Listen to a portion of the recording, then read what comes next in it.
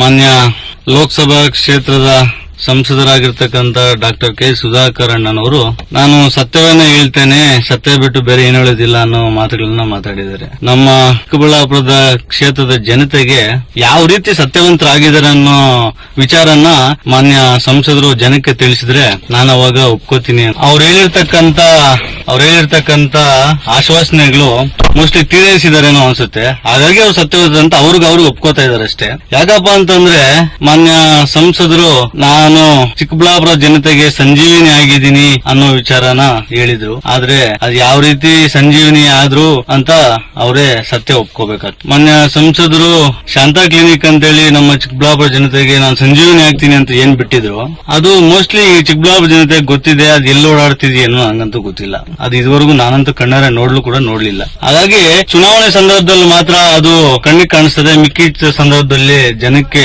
ಸೇವೆ ಮಾಡುವಂತದ್ದು ಕೂಡ ನಾನು ಕಣ್ಣಿಗೆ ಕಾಣ್ತಾ ಇಲ್ಲ.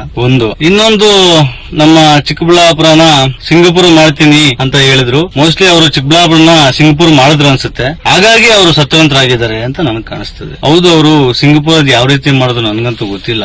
ನಮ್ಮ ಚಿಕ್ಕಬಳ್ಳಾಪುರ ಸಿಂಗಪುರ್ ಆಗಿದೆ ಅನ್ನೋದು ನನಗೆ ಗೊತ್ತಾಯ್ತು. ಮಾನ್ಯ ನಮ್ಮ ಶಾಸಕರಾಗಿರ್ತಕ್ಕಂಥ ಪ್ರದೀಪ್ ಈಶ್ವರಣ್ಣ ಅವ್ರ ಜೊತೆ ಬೆಳಗ್ಗೆ 6 ಗಂಟೆಗೆ ಮನೆಗೂ ಭೇಟಿ ಕೊಡಬೇಕು ಅಂತ ಹೇಳಿ ಅವ್ರ ಜೊತೆ ಹೆಜ್ಜೆ ಹಾಕಿದಾಗ ನನಗೆ ಚಿಕ್ಕಬಳ್ಳಾಪುರದಲ್ಲಿ ನಿಜಕ್ಕೂ ಕೂಡ ಈ ಸಿಂಗಪುರ್ ಆಗಿದೆ ಅನ್ನೋದು ಗೊತ್ತಾಗಿದ್ದು ಇವತ್ತೇ ಬೆಳಗ್ಗೆ. ನನ್ನ 7 ಗಂಟೆಗೆ ಗೊತ್ತಾಗಿತ್ತು ನನಗೆ ಸಿಂಗಪುರ್ ಚಿಕ್ಕಬಳ್ಳಾಪುರದ ಜನತೆಗೆ ಮಾನ್ಯ ಸಂಸದರು ಮಾಡಿದ್ದಾರೆ ಅಂತ. ನಿಜಕ್ಕೂ ಕೂಡ ಯಾವ ರೀತಿ ಸುಳ್ಳು ಹೇಳ್ಕೊಂಡು ರಾಜಕಾರಣ ಮಾಡ್ತಿದ್ದಾರೆ ಅಂತಂದ್ರೆ, ಬೆಳಗ್ಗೆ ಮಾನ್ಯ ನಮ್ಮ ಚಿಕ್ಕಬಳ್ಳಾಪುರದ ಕ್ಷೇತ್ರದ ಶಾಸಕರ ಜೊತೆ ನಾನು ಹೆಜ್ಜೆ ಹಾಕಿದಾಗ ಬಾಯಿ ಬಿಟ್ಟೆ ಸುಳ್ಳು ಹೇಳ್ತಾರ್ರಿ. ನಾನು ಹಂಗಭಿವೃದ್ಧಿ ಮಾಡಿದೀನಿ, ಹಿಂಗಭಿವೃದ್ಧಿ ಮಾಡಿದೀನಿ ಅಂತ.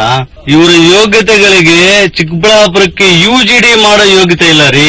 ಬೆಳಗ್ಗೆ ನಾವು ಹೋದಾಗ ಮಕ್ಕಕ್ಕೆ ಹೋಗಿತಾ ಇದಾರೆ. 10 ವರ್ಷ ಆಳ್ವಿಕೆ ಮಾಡಿದ್ರಲ್ಲಪ್ಪ, ಇಲ್ರಿ ಅಭಿವೃದ್ಧಿ. ಒಂದು UGD ಮಾಡಕ್ ಆಗ್ಲಿಲ್ಲಲ್ರಿ. ಇನ್ನೇನ್ರಿ ಸಾಧನೆ ನಿಮ್ದು? ಇನ್ನೇನ್ರಿ ಸಾಧನೆ? ಮಾತಿದ್ರೆ ನನ್ನಷ್ಟು ಅನುದಾನ ತರ್ಲಿ. ಇಲ್ಲಿ ಮಹಿಳಾ ಕಾಲೇಜ್ ಶಿಡ್ಲಘಟ್ಟಿಂದ ಡೌನ್ ಹೋದ, ಶಿಡ್ಲಘಟ್ಟ ಸರ್ಕಲ್ ಇಂದ ಡೌನ್ ಹೋದಾಗ ಅಲ್ಲಿ ಎಡಗಡೆ ಇದೆಯಲ್ಲ ಮಹಿಳಾ ಕಾಲೇಜು, ಅದು 3 ವರ್ಷ 4 ವರ್ಷದಿಂದ ಪಾಳು ಬಿದ್ದಿತ್ತು. ಅದು ನಮ್ಮ ಶಾಸಕರು ಮತ್ತೆ ಮಾನ್ಯ ಸಚಿವರು ಇಬ್ರು ಸೇರಿ ಅದನ್ನ 4 ಕೋಟಿ ಅನುದಾನ ಅದನ್ನ ಬಿಡುಗಡೆ ಮಾಡಿಸಿ ಅದನ್ನ ಉದ್ಘಾಟನೆ ಮಾಡೋ ಪರಿಸ್ಥಿತಿ ಬಂತು. ನಿಮ್ ಕೈಲಿ ಯಾಕಪ್ಪ ಆಗ್ಲಿಲ್ಲ? ಮಾತೆತ್ತಿದ್ರೆ ಸುಳ್ಳು ಹೇಳ್ತೀರಾ. ಏನ್ ಅಭಿವೃದ್ಧಿ ಮಾಡಿದೀರ ಅನ್ನೋ ವಿಚಾರನ ನಮ್ಮ ಚಿಕ್ಕಬಳ್ಳಾಪುರ ಜನತೆಗೆ ಹೇಳ್ಬೇಕಲ್ವಾ, ಕಣ್ಣಿಗೆ ಕಾಣಿಸ್ಬೇಕಲ್ವಾ?